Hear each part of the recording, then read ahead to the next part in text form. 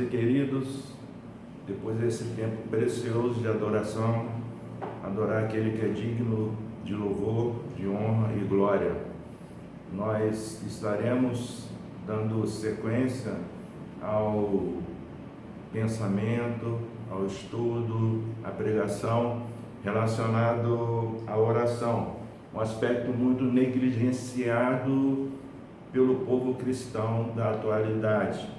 Semana passada nós vimos que Jesus orou para que pudesse convocar os 12 discípulos. Jesus ficou a noite toda orando. Então nós estamos deixando muito a desejar o exercício da oração. Fique conosco, porque estaremos fazendo isso para a honra e glória de Deus e crescermos na presença do Senhor.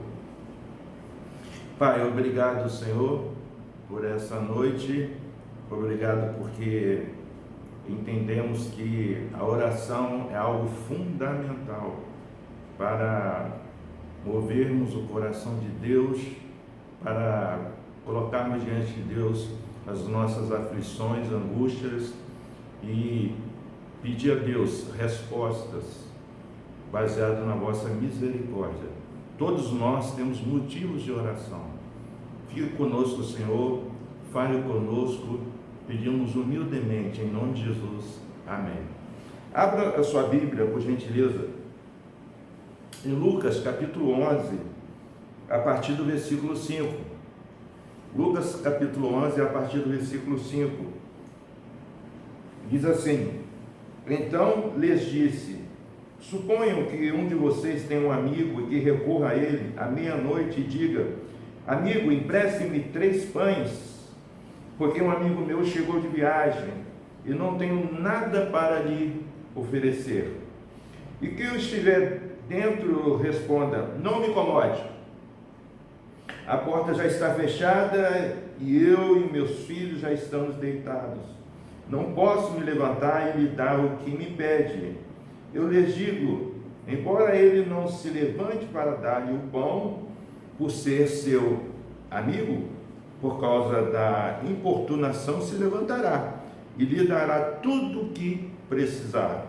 Por isso lhes digo, peçam e lhes será dado, busquem e encontrarão, batam e a porta lhes será aberta.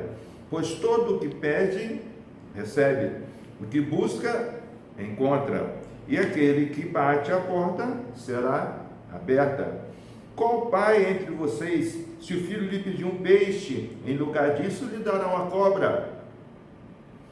Ou se pedir um ovo, lhe dará um escorpião? Se vocês, apesar de serem maus, sabem dar boas coisas aos seus filhos, quanto mais o Pai que está nos céus dará o Espírito Santo a quem o pedir. Coisa linda!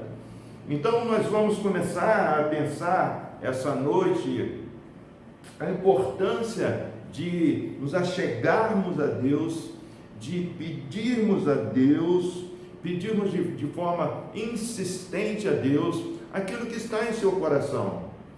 O primeiro aspecto que estudaremos e estaremos pregando é sobre isso. Por isso que aqui a Bíblia nos diz: suponha que você tenha um amigo e recorra a ele à meia-noite. Então a Bíblia está dizendo que você está importunando esse amigo à meia-noite, porque esse amigo já está dormindo, a família está descansando, as crianças, já estão ali já no seu aconchego, e a Bíblia chega até a falar das crianças, acordar a criança meia-noite para depois realmente fazê-la dormir, não é fácil. Então a Bíblia, ela cerca essa passagem de tal forma para nos ensinar que apesar das tribulações, das dificuldades, nós temos que buscar a Deus, nós temos que buscar o Pai, não importa a hora, mas nós temos que ir com toda diligência, com toda força, com todo entusiasmo. E a Bíblia nos diz que, embora ele se levante para dar-lhe o pão, por ser seu amigo, por causa da importunação, se levantará e lhe dará tudo o que precisar. Ou seja, esse amigo te dará mais ainda. Que coisa linda! E o nosso Deus é assim, Ele nos dá muito mais do que a gente precisa. Quando você pedir algo para Deus, espere que Ele já está te dando muito mais do que você precisa, muito mais do que você necessita. Louvado seja o nosso grande Deus. Você consegue dizer um amém? Você consegue enxergar o quanto Deus tem te dado? Versículo 9: por isso lhes digo, peçam e lhes será dado, busquem e encontrarão, batam e a porta lhes será aberta. Você está vendo o que nós precisamos fazer? Buscar, bater a porta, ter ação. Não adianta ficarmos sentados no sofá, sabe? Não adianta ficarmos ali no controle da televisão. Nós temos que ir para o quarto, nós temos que termos ação, bater na porta, sabe? Buscar, pedir, e ali o Senhor nos abençoará e nos dará aquilo que nós estamos buscando, sabe? A minha filha Mariana, ela estava no 3º ano de odontologia, e um certo dia ela ligou para mim. Pai sabe voz de filho, né? Você que está do outro lado nos vendo, sabe quando o filho fala, né? Pelo tom da voz. E aí ela falou assim: pai, eu estou querendo largar a odontologia. Aí eu fiz aqui assim, falei: nossa, investiu tanto dinheiro e quer largar a odontologia. Aí ela chegou e falou assim: mas aí eu orei para Deus e disse assim: Deus, fala comigo. E de repente o telefone tocou, ela estava em casa ainda, era secretária da faculdade, da Unifesa, e a secretária falou: olha, o seu paciente está aqui. E o paciente era um senhor de idade, né? Aí ela foi bem devagar, desanimada, e ela não gostava de lidar com criança naquela época, né? Paciente criança. Quando ela chegou no consultório, adivinha o que era? Era um paciente criança. Aí ela olhou para aquela criança e disse assim: Deus deve estar dizendo já para me largar odontologia. Aí ela atendeu aquela criança, e quando a criança saiu com a mãe do consultório, a mãe olhou para trás e disse assim para Mariana: olha, meu filho nunca foi bem atendido como ele foi com você. E ela olhou aquilo ali, e a mãe chegou e falou assim: ó, se meu filho está aqui hoje nesse consultório, foi porque a professora dele no colégio arrumou dinheiro para que ele pudesse estar aqui fazendo esse tratamento. E ela falou: pai, ali Deus falou comigo que era para mim continuar com odontologia. E Deus também, eu senti Deus me chamar para fazer missões com criança. É mais do que isso, é isso que está dizendo aqui. Deus confirmou uma profissão para Mariana, minha filha. Não só isso, mas também colocou a semente de ser uma missionária no coração dela. Então a Bíblia está dizendo aqui: aquele que bate, a porta será aberta. Qual porta que você quer que abra na sua vida? Você tem que bater, você tem que buscar, você tem que clamar a Deus. Pois qual pai entre vocês, se o filho lhe pedir um peixe, em lugar disso lhe dará uma cobra? Ou se pedir um ovo, lhe dará um escorpião? A Bíblia nos fala assim, que nós, sendo maus, sempre damos o melhor para os nossos filhos. Meus amados, você que está me ouvindo do outro lado, você que tem filho em faculdade, você que já formou seus filhos, você que fez o casamento, ajudou de uma forma ou outra, né? Desde a criação, como criança, você sabe como a coisa é apertada. A coisa é apertada, é muito gasto. Por isso que a Bíblia está dizendo: nós, sendo maus, a gente consegue ainda fazer coisas boas. E aí diz: se vocês, apesar de serem maus, sabem dar coisas boas aos seus filhos, quanto mais ao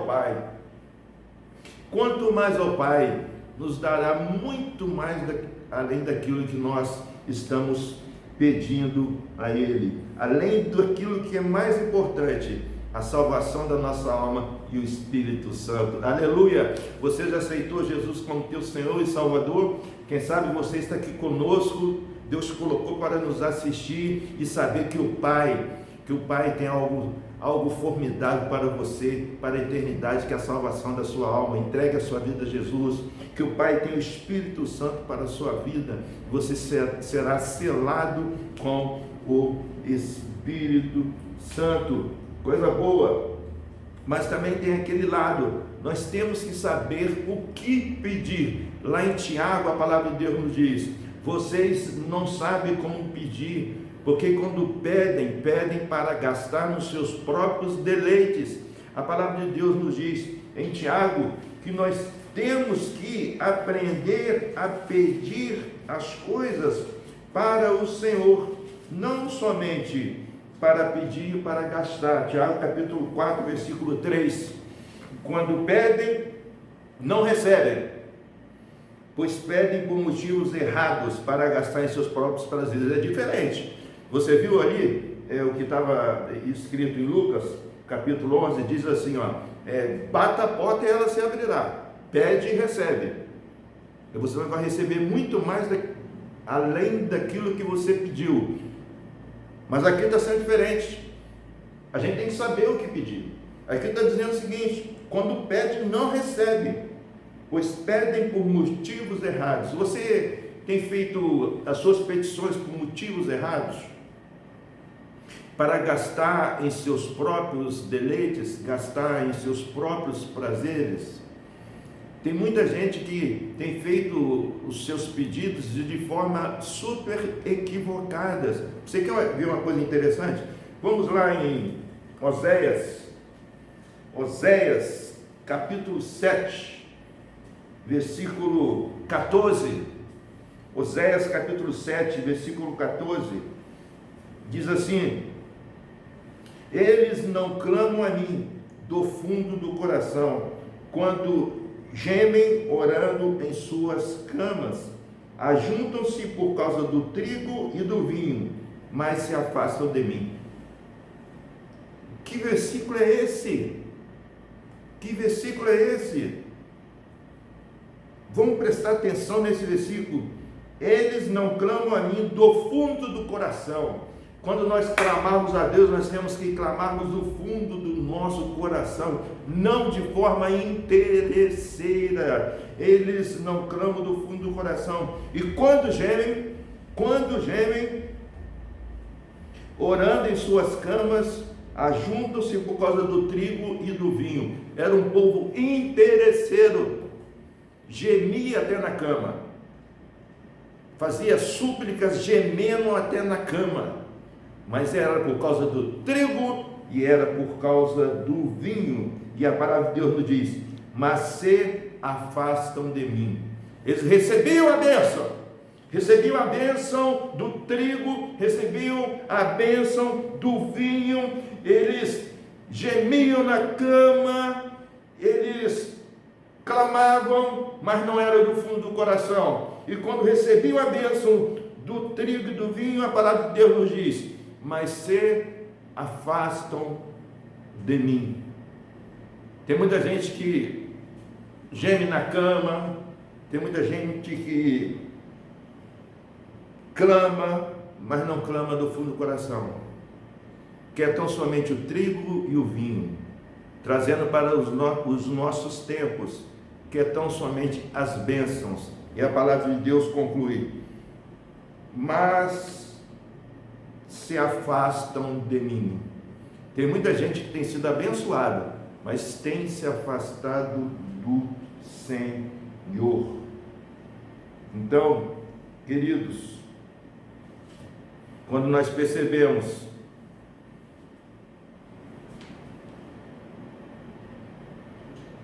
Abraão e Ló, um tio e um sobrinho, quando Abraão, que já estava com muita terra, já estava com muita prata e ouro, e Ló também, já estava com muito rebanho, e a palavra de Deus nos diz que houve intriga entre os servos de ambos.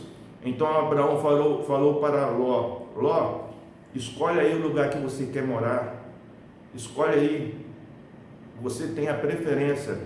Então Ló olhou umas pastagens verdinhas, como as pastagens do Egito, verdinha. E aí Ló escolheu essas pastagens. Abraão ficou na dele, ficou onde é que ele estava. O erro de Ló foi escolher pelos olhos da carne. A palavra de Deus diz que perto dessas pastagens estavam Sodoma e Gomorra. Pouco tempo depois, Sodoma e Gomorra foi queimado, destruído. Ló foi liberto pela misericórdia de Deus. De que forma você tem visto o reino de Deus? De que forma você tem clamado a Deus? De que forma você tem buscado a presença do Senhor?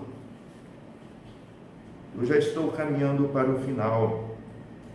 Eu gostaria que pudéssemos ler Hebreus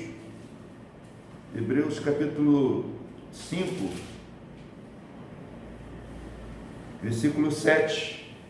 Hebreus capítulo 5, versículo 7 diz assim: durante os seus dias de vida na terra, Jesus ofereceu orações e súplicas em alta voz e com lágrimas, aquele que podia salvar da morte, sendo ouvido por causa da sua reverente submissão. Embora sendo filho, ele aprendeu a obedecer por meio daquilo que sofreu. E uma vez aperfeiçoado, tornou-se a fonte de salvação eterna para todos os que lhe obedecem, sendo designado por Deus sumo sacerdote, segundo a ordem de Melquisedeque. Jesus passou a ser o sumo sacerdote, porque o sumo sacerdote daquela época oferecia sacrifício para o povo e para si mesmo. Então Jesus passou o sumo sacerdote. Agora observe o versículo 9, diz assim: e uma vez aperfeiçoado, tornou-se a fonte de salvação eterna. Meu amado, Jesus é a fonte de salvação eterna. Se você não marcou isso na sua Bíblia, marque. Não existe outro Salvador. Jesus é a fonte de salvação eterna para todos os que lhe obedecem, para todos que creem nele. Você quer crer em Jesus como Senhor Salvador, que é fonte de salvação eterna? Versículo 7. Durante os seus dias de vida na terra, Jesus ofereceu orações e súplicas em alta voz e com lágrimas, aquele que o podia salvar da morte, sendo ouvido por causa da sua reverente submissão. Jesus teve a vida de oração durante os seus dias. Jesus ofereceu orações e súplicas. Meu amado, essa foi a trajetória de Jesus. Esse foi o ministério de Jesus. Não vamos negligenciar. O ministério de Jesus foi um ministério de súplica, foi um ministério de oração. Diferente, né? Quando nós vimos lá em Oséias, quando o povo gemia, mas não clamava de coração. Quando o povo gemia na cama, porque queria trigo e vinho. E isso fez com que eles se afastassem de Deus. Você tem gemido na cama, você tem clamado a Deus, mas por causa do trigo, do vinho, qual a motivação que tem feito você gemer na cama, clamar ao Senhor? Se for só por causa do trigo e do vinho, cuidado. A palavra de Deus nos diz em Oséias que isso afastou aqueles do caminho do Senhor. Mas em compensação, a vida de Jesus foi uma vida de oração. Nunca se esqueçam disso. Onde é que está o povo de Deus que anda orando? Onde é que está o povo de Deus que precisa de ter uma vida contínua de oração? Eu termino então lembrando essa bonita história em que um amigo, você vai na casa de um amigo, segundo a palavra de Deus, e chega lá, a porta está fechada, mas você bate, até a hora que um amigo diz: não me incomode, as crianças estão dormindo. Mas mesmo assim ele abre e dá tudo o que precisar. Essa pessoa ficou surpresa, porque a princípio não queria abrir a porta, mas quando abriu, veio tudo o que precisava. Pois bem, busque e encontre, batam e a porta lhe será aberta. Qual porta que você gostaria que abrisse essa noite? Porque nós, sendo maus, não sabemos pedir, mas mesmo sendo maus, e se o nosso filho pedir um peixe, nós não daremos uma cobra.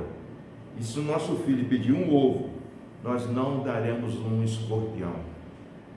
Você pode ter essa certeza, porque apesar de termos um coração que não é puro, mas a gente jamais vai fazer isso com nossos filhos. Quantos pais estão sofrendo aí por causa dos seus filhos?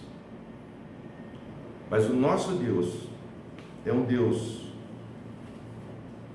que com certeza nos quer dar muito mais do que aquilo que nós pedimos.